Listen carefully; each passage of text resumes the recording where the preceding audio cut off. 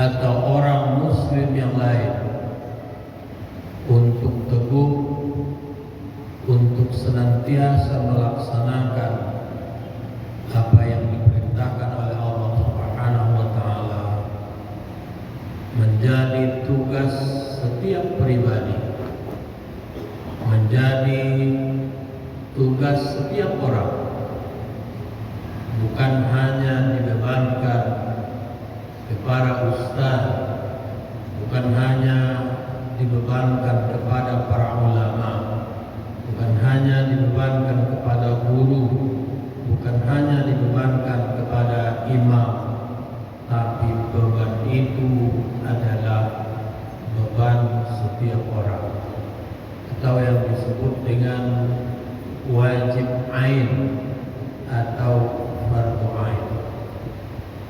Tentang tata caranya tergantung ilmu, kepandaian dan kemampuan setiap orang. Tugas itu diberikan kepada setiap orang agar dia punya nilai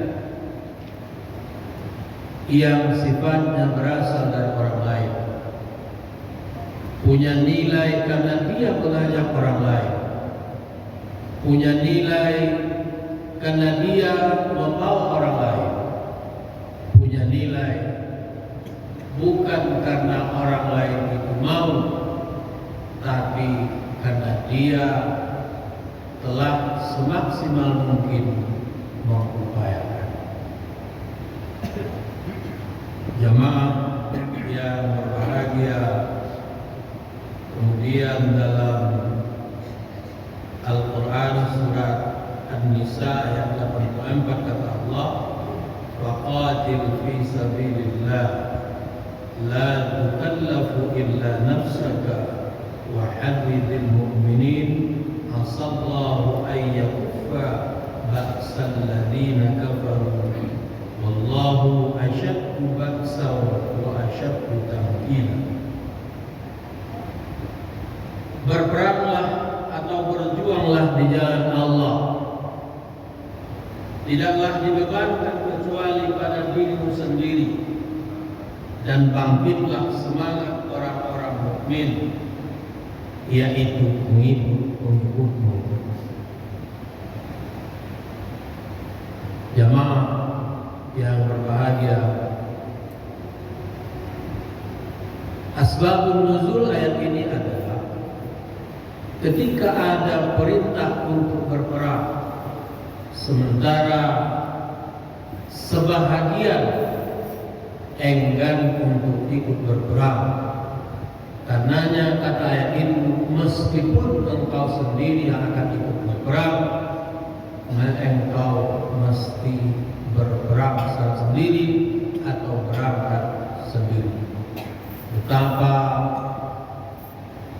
tugas itu adalah tugas mulia, tugas yang penting dalam rangka menyelamatkan agama. Jamaah yang berbahagia, ada kisah sesendok madu oleh seorang raja diumumkan kepada seluruh warga kota untuk membawa madu di malam hari ke atas bukit masing-masing. Si A katanya dalam pikirannya, saya akan membawa sesendok tapi bukan madu.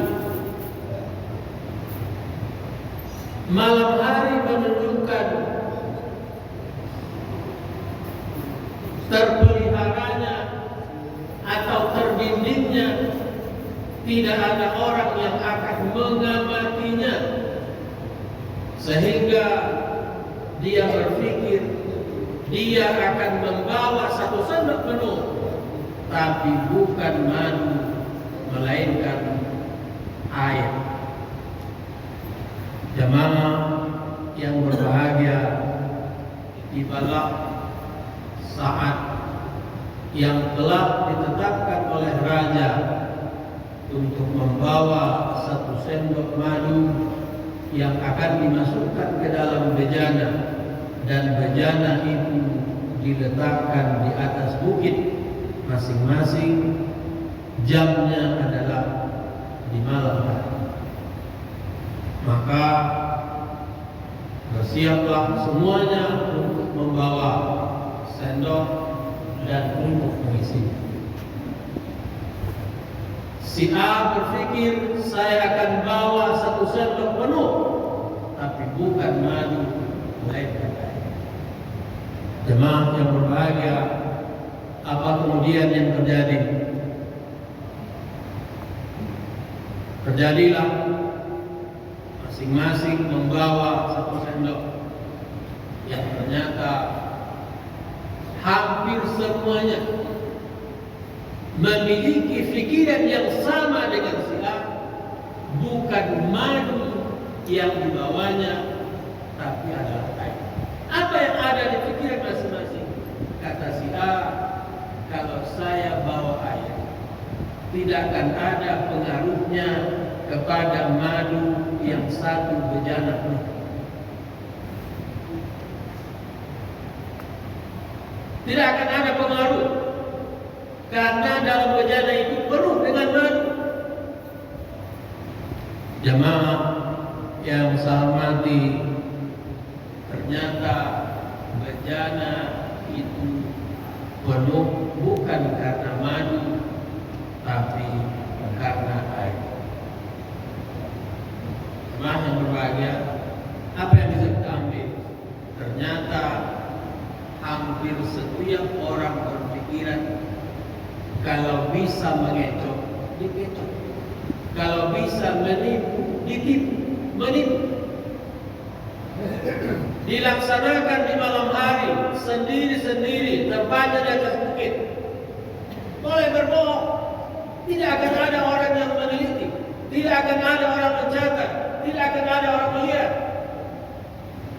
Begitulah mungkin banyak orang yang berpikir seperti itu.